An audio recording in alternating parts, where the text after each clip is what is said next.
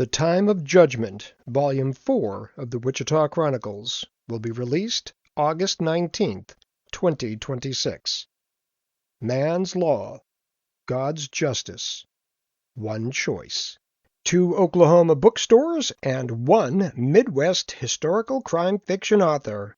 Howdy folks, this is H.B. Burlow, inviting you to join me on July 25th of this year for not 1 but 2 book signings in the Oklahoma City metro area. First stop will be Dream a Little Dream Bookery Nook at 8855 East Reno in Midwest City, Oklahoma, and I'll be there from 11 a.m. to 1 p.m.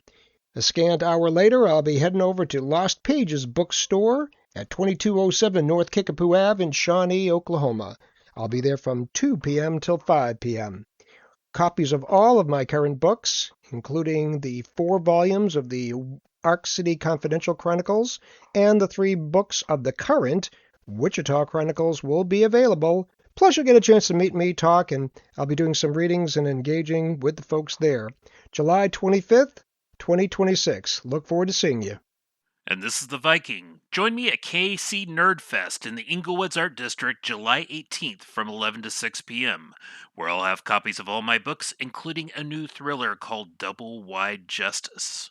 Sometimes the hero you get isn't the one you need. Stay tuned, more appearances coming soon.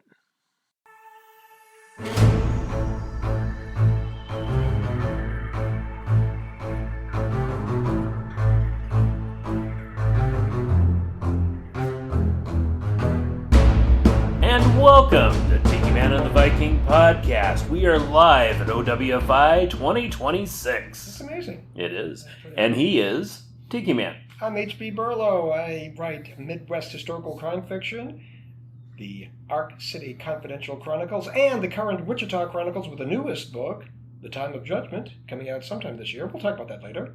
But he is the Viking. Are we talking new books? What? Are we talking new books? We'll talk about books later. I am William Bryan Johnson, author of Hell to Pay, The Dark Cry of Aristed, and Middle-Aged Man in a Trash Can, and 2 new books coming out this year, Double Wide Justice, and King Helgi. Ooh, King Helgi's. King Helgi. I've seen the cover. It looks great. We are sitting here with a couple people that we have talked to for several years and have always said, hey, we need to get you on the podcast. And they're on the podcast. Hey, check this out.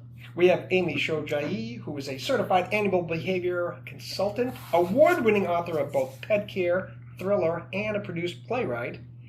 And on the flip side, we have Frank Steele, who is a retired school teacher of English, speech, and drama, a member of the Screen Actors Guild, and from what I hear, a pretty phenomenal drummer. Boom. And here we are at OWFI talking to teachers again. Oh my goodness sakes, teachers. We're always talking to teachers. We're going to talk about musical theater, okay? Because to me, and it was just like talking with the poets that we talked to recently, there's book, there's music, there's lyrics. There's concept, there's writing, and then there's the production. Take us through, as succinctly as you can, the process that you guys go through when you come up, or how do you come up with an idea? Take us through the whole process. We both, the first one was Curves. That was her idea, something she wanted to do, and she invited me in, which I was really grateful because, it's like someone really wants me to help with something, okay. And then later on, I came up with Strays, about the animals and stuff as a musical. So, they're just kind of a hit and miss. Like, I have an idea, she has an idea. Okay. And they kind of meld together somehow. Yeah, and it's because I've been writing a long time, both the nonfiction and then more recently the fiction. We plot a play similar to fiction with character arcs and an overarching theme, perhaps. And sometimes you don't even know what that theme is until you're finished. Yeah. And other people in the review process, we would have somebody say, "Oh yes, and the theme is such and such." I went, dang, they're right. We didn't plan that. Yeah. And that's really surprising, and that's a joyful situation. But we'll have a storyline, and we'll decide. We love to kind of bounce off dialogue. Okay. And I'll say, well, the character says such and such, And Frank will say yes, and then so-and-so answers with this, and we'll have our own conversation while we're dictating. Similarly with the songs, we'll decide what is the song going to be, a character development song, or is it going to be a story song and move the plot forward, whatever, and we'll come up with that. Lyrics usually first.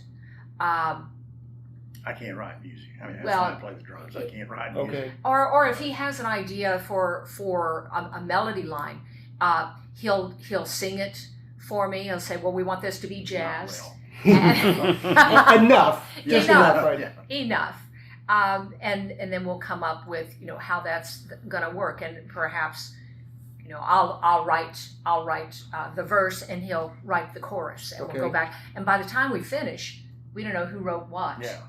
Oftentimes they'll say, well, this doesn't belong to you, this doesn't belong to me, this is us. Right. It's some kind of a, I don't know, weird chemistry thing that goes on. Now, do you do book first completely and then decide where to put songs, or while you're writing book you go, this might be a good place for song? Yeah. That mostly it's that, or sometimes you'll say, hey, for displays about animals, what happens to animals, strays, and so I'll come up with just something. I'll think, okay, like litter box grazing, Right. So I'll come up with something like that and just think, okay, well, it's going to fit somewhere.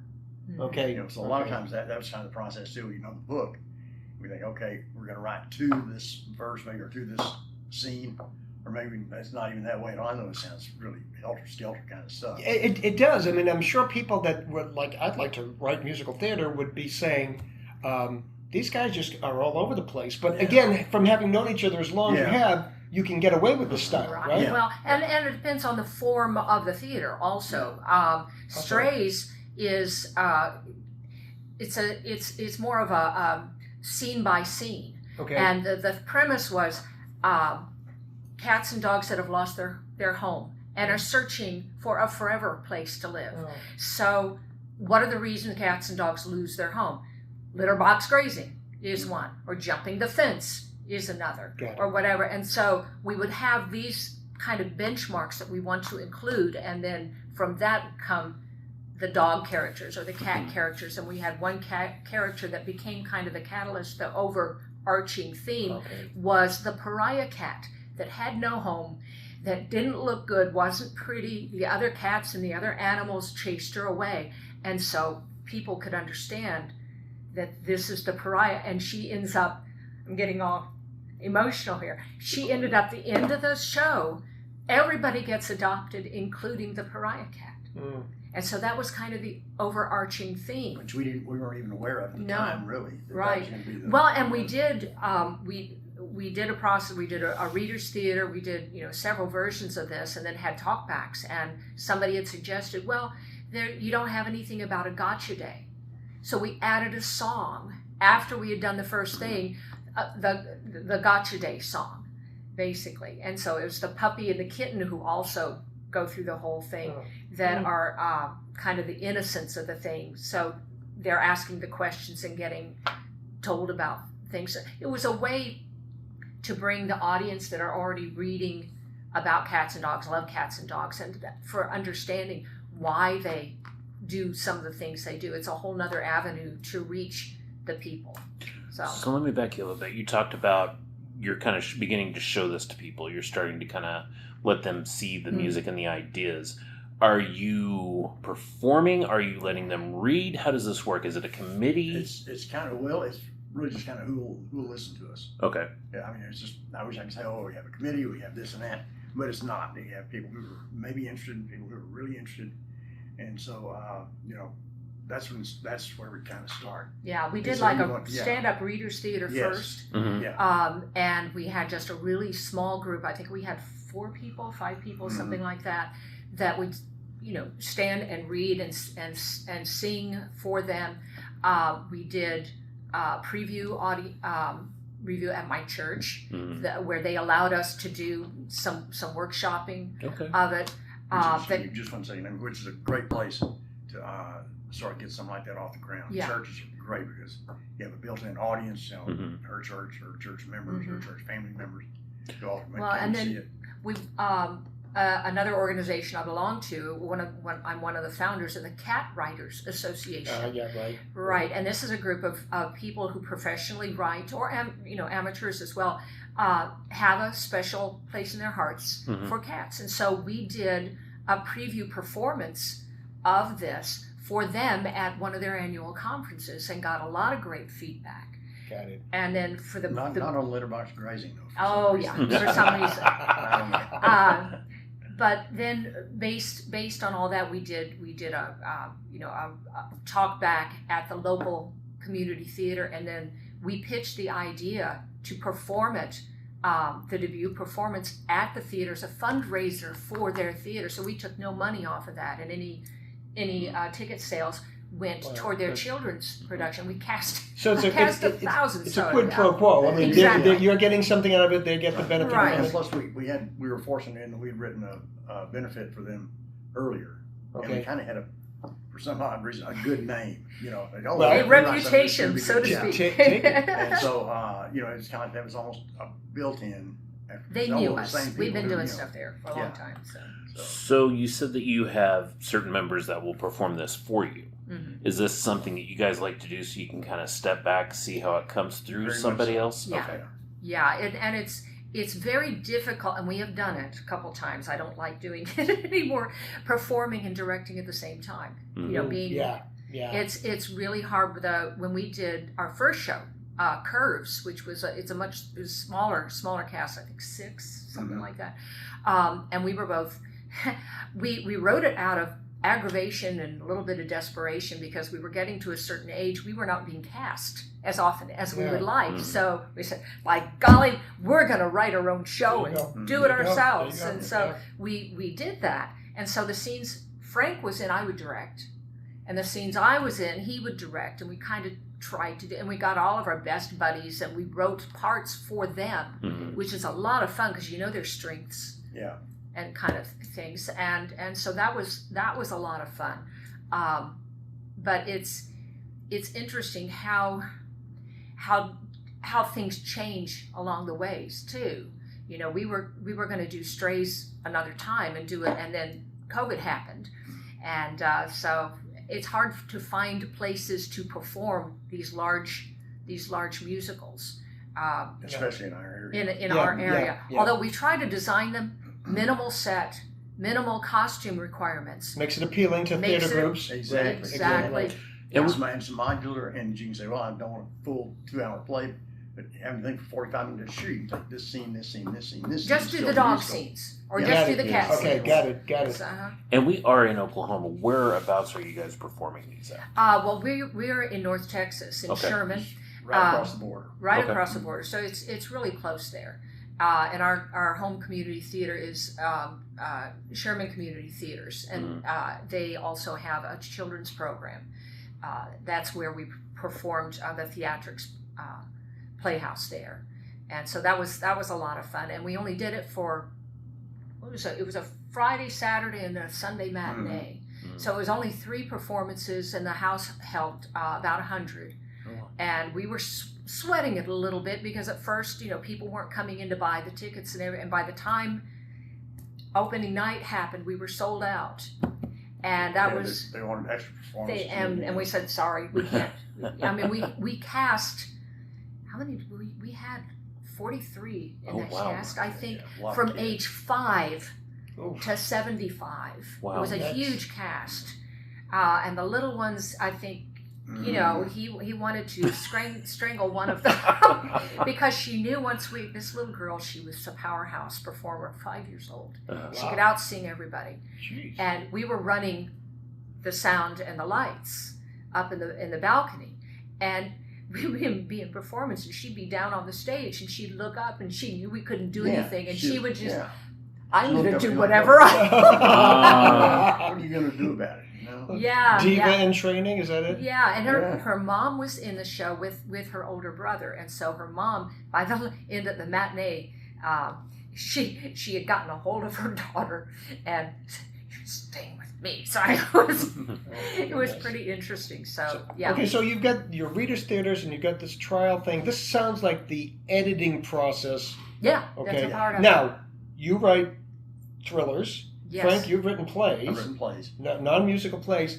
Can you guys compare your personal editing process with the quote-unquote editing process of music theater? Well, mine, if I'm writing a play, like Comfort Breeze, the one that you read and so forth, it's just, does this sound right to me? Does this sound like something someone would really say, or the way they would speak? Considered as two women, and I've said before, what do I know about? I don't know anything about women or the foster system. So hey, I've got to play. This is worked great for me. So, it's just I'm kind of like your session yesterday, very much dialogue oriented. Right. Right. Is this going to sound clipped? Is it going to sound trite? Is it going to sound like something everyone would say? And I really try to avoid the cliches that everyone would say. Exactly. Yeah. West Exactly. Texas town or something. So, Which, I'm sorry, I'm just sitting here realizing the shirt you're wearing, you have cowboys riding dinosaurs. That is the most awesome shirt I have seen. So. Okay. I'm sorry, I just saw it and it's like, wow, I love that shirt. you should see the shirt he has with his face on there. I've seen that one. Yeah. So that's, okay, so from the play standpoint, it's the sound of it, the lyricism of it, to quote a recent session. So you hear something, you can stop dead in your tracks, you went, that just doesn't sound right. That woman of that age would not say that. Right. Revise accordingly. Yeah. Now, in terms of a story, do you know how the play? I mean, I read A Comfort Breeze. Yeah. Did you know how that was going to end, or did the characters kind of guide you toward the ending? The characters basically wrote the end of the play for me. Yeah. And I know it sounds crazy. No. But most people get it. Well, place like this would get it. Both of us. I mean, we do edit to or plan to a point plot, but we're both kind of pantser writers, and it's the thing that the characters do write the stories for you sometimes. Because, and especially if you're writing a series, because you get to know the characters and they wind up telling you more about themselves. And we'll return in 2 weeks with our interview with Frank and Amy from OWFI 2026. Stay tuned. Tiki Man and the Viking Podcast brought to you by Rumination of Thunder Media. The following intro and outro music was used for this media project. The music Find Them by Alexander Nakrata. Free download from filmmusic.io. License Creative Commons Attribution 4.0 International.